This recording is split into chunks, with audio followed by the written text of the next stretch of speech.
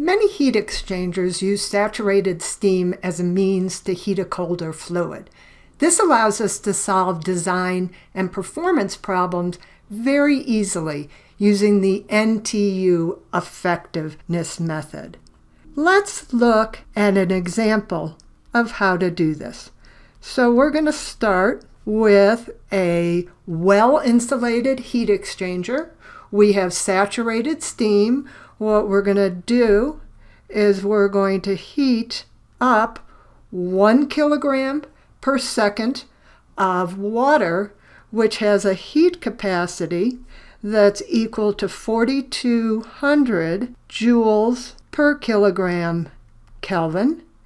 And we want to heat it from 30 degrees C to 90 degrees C. And we have an overall heat transfer coefficient that's been found to be 32 watts per meter squared Kelvin. And what we want to know is what is the heat transfer area. So our NTU, by definition, is equal to U times this area divided by C min, where C min is the minimum heat capacity rate, and we can calculate that by our M, mass flow rate of a fluid, times its heat capacity. So to find the area, this is just going to be equal to our NTU times our C min divided by that overall heat transfer coefficient. So our NTU is a function of the effectiveness as well as the heat capacity ratio. So our C sub R is equal to C min divided by C max. So we're going to need to find both this effectiveness and this ratio. So we're going to start with the effectiveness. And this is kind of like an efficiency. So this is equal to the heat transfer rate over the maximum heat transfer rate we can have. And our heat transfer rate is equal to the mass flow rate times the heat capacity times the change in temperature of whatever fluid you're looking at. If you note, we have all the necessary values for the cold stream.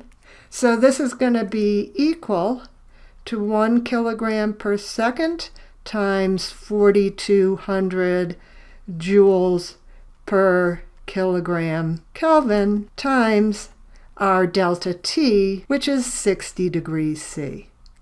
And when we do those calculations, we find that this is equal to 252,000 watts, or 252 kilowatts. So next we have to calculate our Q max, which is equal to the minimum heat capacity rate times the inlet temperature of the hot stream minus the inlet temperature of the cold stream. So let's assume the steam comes in at atmospheric pressure. So the steam coming in, the temperature is equal to 100 degrees C. Now to find our Q max, we need C min. So we calculate our C min, and that's equal to 420 watts per Kelvin. So we have enough information now to calculate our Q max. So our Q max is just going to be equal to this 4,200 watts per Kelvin times that 100 degrees C minus 30 degrees C. And our Q max is going to be equal to 294 kilowatts. And so now if we divide our Q over here by our Q max, we're going to end up with an effectiveness of 0.86. So now we're going to need our heat capacity ratio, which is equal again to C min divided by C max. As it turns out, for all heat exchangers where C sub R is equal to 0, in other words with a phase change, the expression for our NTU is always minus the natural log of 1 minus the effectiveness. So if we perform the rest of the calculations, we find that our NTU is going to be equal to 1.97, and therefore our area is going to be equal to that NTU times our C min, so that's 4,200 watts per K divided now by that overall heat transfer coefficient, 32 watts per meter squared K, and our area is going to be equal to 258 meters squared.